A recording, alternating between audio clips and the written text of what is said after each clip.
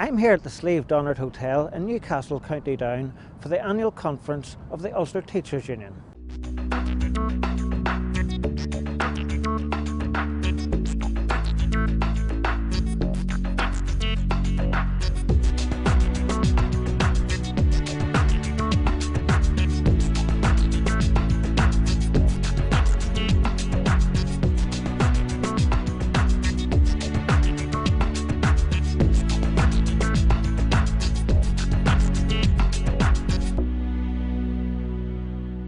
Well, I welcome the opportunity to engage with the trade union movement on a regular basis.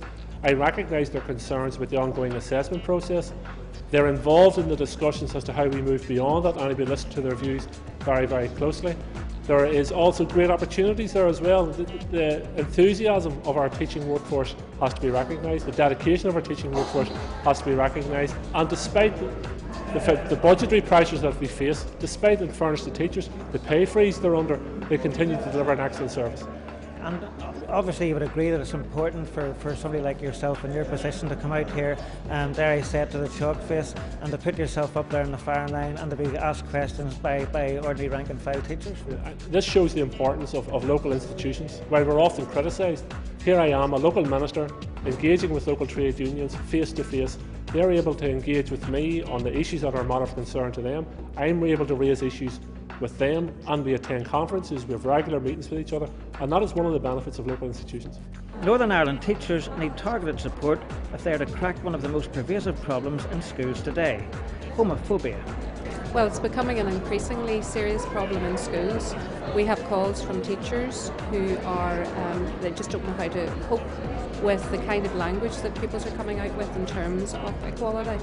I mean, there's a tendency now for pupils to use the word gay in a way that it hasn't been in the past, to sort of cover everything that's bad in the world.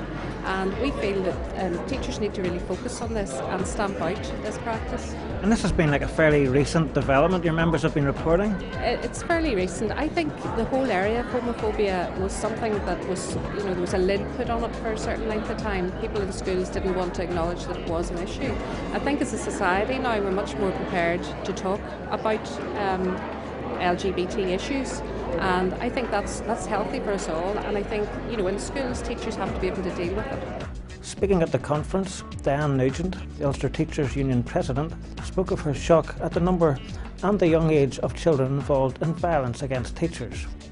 Well, I think that within the education service, teachers are facing a whole myriad of challenges, and in our office in recent months and weeks we've had several calls relating to violence within the classroom, and particularly this is very stressful for those teachers concerned because they're trying to deal with children with a whole range of different needs, albeit special needs, or even with limited resources for children who are presenting challenging behaviours.